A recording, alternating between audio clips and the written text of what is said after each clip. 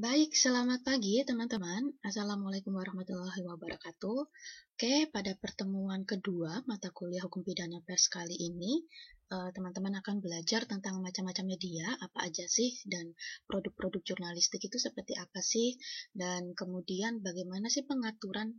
Oh, sorry, bukan bagaimana pengaturan, tapi mungkin apa saja dulu, apa saja pengaturan yang terkait dengan media-media tersebut gitu, peraturan apa saja yang mengikat pada setiap media, seperti itu. Kalau bagaimana pengaturan media-medianya itu nanti kita pelajari di pertemuan berikut-berikutnya, oke?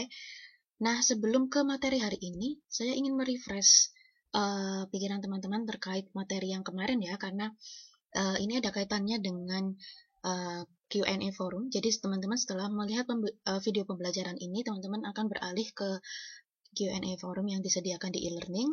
Nanti teman-teman di situ akan menjawab pertanyaan, paling nggak ada tiga pertanyaan yang terkait dengan materi perkuliahan pertemuan pertama kemarin dan juga materi perkuliahan pertemuan kedua hari ini.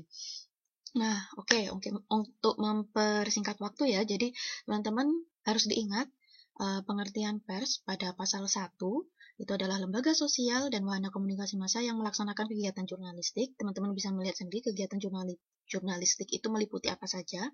Nah, itu dalam bentuk tulisan, suara, gambar, dan seterusnya dengan menggunakan media ini. Nah, itu yang kemudian kita sebut dengan pers. Lalu ada kemudian yang disebut dengan perusahaan pers.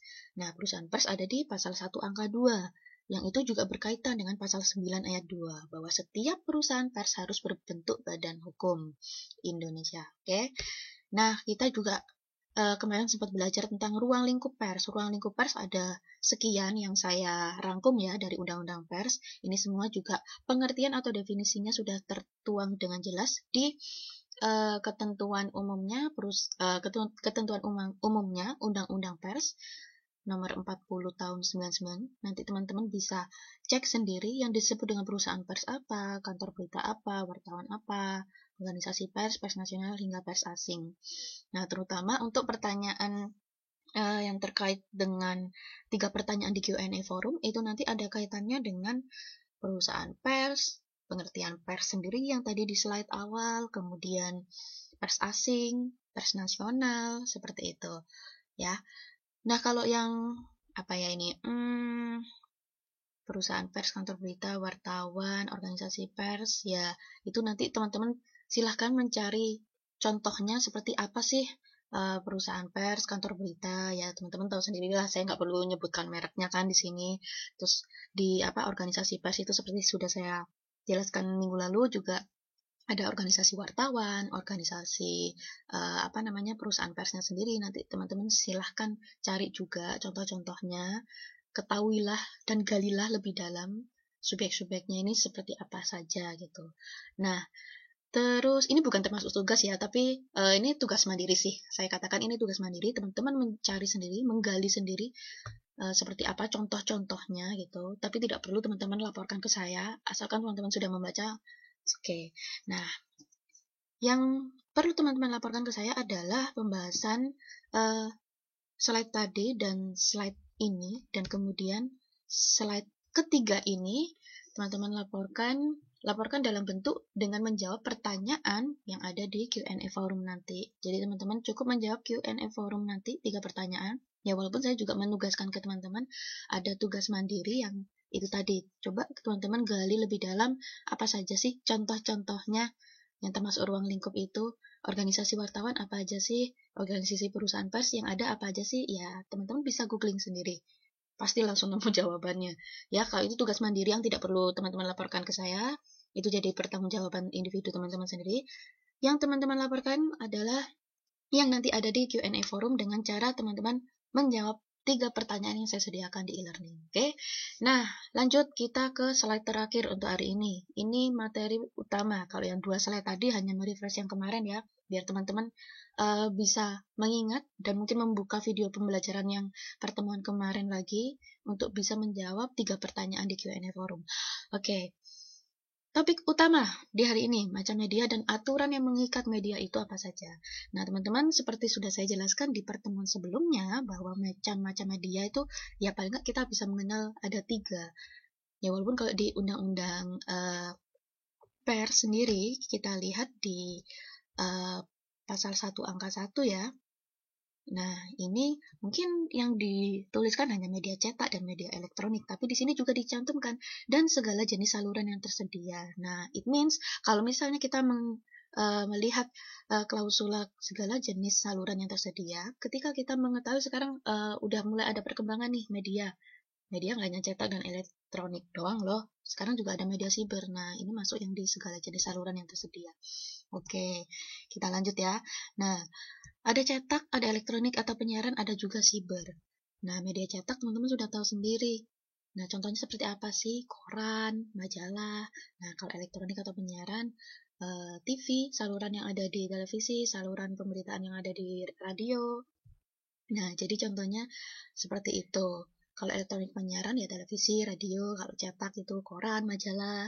Nah, kalau siber ya seperti yang sudah saya contohkan juga di minggu lalu, ada macam-macam ya. Mungkin yang teman-teman sering buka, mungkin ya kompas.com kah, Tribun News atau apa seperti itu.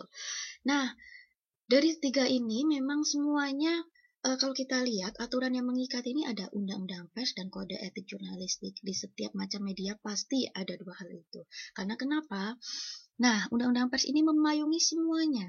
Ya, semua media cetak, elektronik atau penyiaran dan juga siber itu semuanya tunduk pada undang-undang pers karena mereka semua adalah yang tergabung dalam perusahaan pers yang mereka secara person adalah seorang insan pers, seorang wartawan, seorang jurnalis dan mereka melakukan kegiatan jurnalistik yang artinya itu akan mengikatkan mereka pada suatu undang-undang yaitu undang-undang pers. Dan kalau secara personal mereka akan terikat oleh kode etik jurnalistik. Jadi kode etik jurnalistik ini adalah kode etik yang mengikat profesi wartawannya. Nah, kalau undang-undang pers itu mengatur lebih banyak lagi, lebih luas. Mengatur perusahaan persnya, terus apa yang boleh dilakukan perusahaan pers, kewajiban, haknya pers, dan sebagainya. Lebih luas, ada larangan dan juga ada kewajiban. Seperti itu. Nanti teman-teman bisa baca sendiri di Undang-Undang Pers. Nah, jadi 3 media ini kalau kita lihat mencantumkan Undang-Undang Pers Kode Etik Jurnalistik itu adalah peraturan utama yang harus mereka patuhi. Nah, tapi kalau kita melihat di elektronik atau penyiaran, nah, khusus elektronik atau penyiaran itu ada undang-undang sendiri ternyata yang mengatur, yaitu Undang-Undang Penyiaran. Bentar. Teman-teman bisa cek Undang-Undang Nomor 32 Tahun 2002 ya, itu Undang-Undang Penyiaran. Nah, Undang-Undang Penyiaran sendiri di situ juga ternyata memberikan amanah untuk terbentuknya suatu Komisi Penyiaran Indonesia. Jadi adanya Komisi Penyiaran Indonesia atau KPI itu adalah merupakan amanah dari Undang-Undang Penyiaran ya. Nah, kemudian di Undang-Undang Penyiaran sendiri selain memberikan amanah untuk membentuk suatu KPI, nah nantinya di KPI sendiri KPI memiliki memiliki tugas untuk membentuk suatu peraturan. Nah, peraturan ini yang kemudian dituangkan dengan peraturan KPI, peraturan Komisi Penyiaran Indonesia nomor sekian tahun sekian. Nah, peraturan itu kemudian yang mengatur tentang bagaimana sih standar program siaran, bagaimana sih pedoman perilaku penyiaran. Nah, jadi kalau untuk elektronik atau penyiaran, ini memang selain Undang-Undang Pers, Kode Etik Jurnalistik juga terikat oleh Undang-Undang Penyiaran. Yang kemudian nanti sudah terbentuk KPI, KPI kemudian memiliki tugas untuk membuat peraturan KPI berupa standar program siaran dan juga pedoman perilaku penyiaran. Nah, standar dan pedoman ini nanti sudah terbit di tahun 2012. Nah, jadi teman-teman nanti bisa cek juga Undang-Undang Penyiaran 20 Undang-Undang nomor 20 tahun Undang-Undang nomor 32 ya, tadi saya sebutnya. Undang-Undang nomor 32 tahun 2002 dan untuk standar dan pedoman siaran yang terbaru itu seingat saya, nanti silakan di cross check sendiri dengan googling, itu di tahun 2012 seperti itu. Untuk lebih detailnya kita belajar Undang-Undang Pers, Kode Etik Jurnalistik, terus Undang-Undang Penyiaran dan selanjutnya itu kita pelajari di pertemuan selanjutnya ya. Nah, beda lagi dengan siber. Siber ternyata juga memiliki pedoman sendiri, pedoman pemberitaan media siber. Nah, di sini ada beberapa pasal dalam pedoman pemberitaan media siber. Saya juga agak lupa sebenarnya pedoman pemberitaan media siber ini seingat saya ya kayaknya kalau nggak 2011, 2012 apa ya diterbitkannya. Nanti teman-teman bisa cek sendiri ya pedoman pemberitaan media siber. Dan di pedoman pemberitaan media siber ini mewajibkan bahwa setiap perusahaan pers setiap perusahaan pers yang menggunakan media siber ini itu wajib untuk mencantumkan pedoman pemberitaan media siber di dalam websitenya. Teman-teman bisa cek sendiri perusahaan pers misalnya kayak yang di media siber ya, mungkin cek di kompas.com, coba cek di Tribun News. Ada nggak di website mereka mencantumkan pedoman pemberitaan media siber? Seperti itu. Kalau kompas.com seingat saya ada. Nah, coba teman-teman kalau ada waktu luang nih ya, coba dicek. Nemu nggak perusahaan pers yang tidak mencantumkan pedoman pemberitaan media siber? Khususnya perusahaan pers yang bergerak di media siber ya. Coba dicek, ada nggak? Karena itu merupakan suatu kewajiban loh.